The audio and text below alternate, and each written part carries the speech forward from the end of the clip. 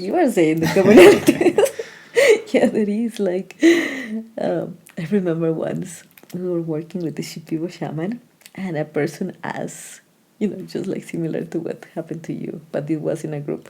So he was asking um, something in these lines of like, I felt like I was attacked by this energy and this thing attacked me, and what is that is attacking me?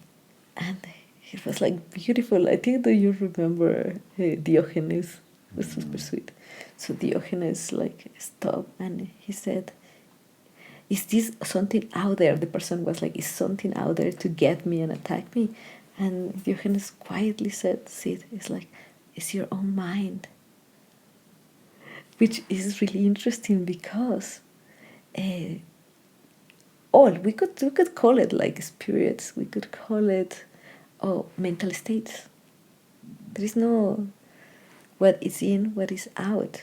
It's like it could be like somebody's energy that latches into your energy field because there's a resonance in that, or it could be your own mind's projection. It's like really hard to pinpoint or be like this is the right way or this is the wrong way to see it. It's just I think at the end of the day we're trying to put words into something that is very hard to put words.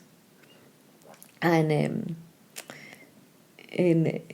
I follow Theravada Buddhism, which is the kind of like the old Buddhism, and it's more practiced in Thailand, in Myanmar, and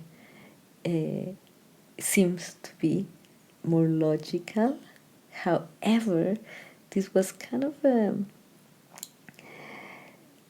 they had since the roots the shamanic and spiritual way of seeing life. And in the Buddhist practices, there's the same. There is like realm of consciousness, the hungry ghosts. It's this type of consciousness that we have when there is nothing, this greed that is so big that nothing can satisfy us. And we could see that. It doesn't have to be a realm like somewhere in a different world. It's actually right here. And it's actually a type of consciousness. So I think like both are pointing into the same directions. It's like these places, but these places are part of our consciousness, as part of our reality in the world, and they are manifested as well.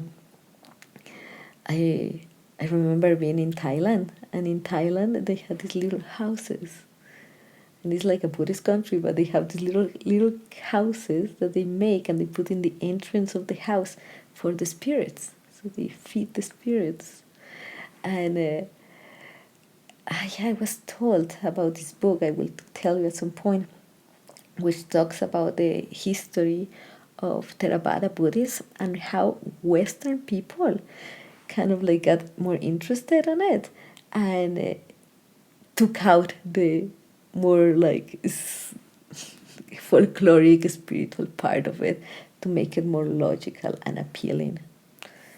But there is a lot of that magic component, this unknown component, which also is part of shamanic practices. And if we think about like a Catholic, we think about like angels, demons, there is also an aspect of this spiritual world that we cannot see, however, is a type of consciousness. It could be interpolated terms.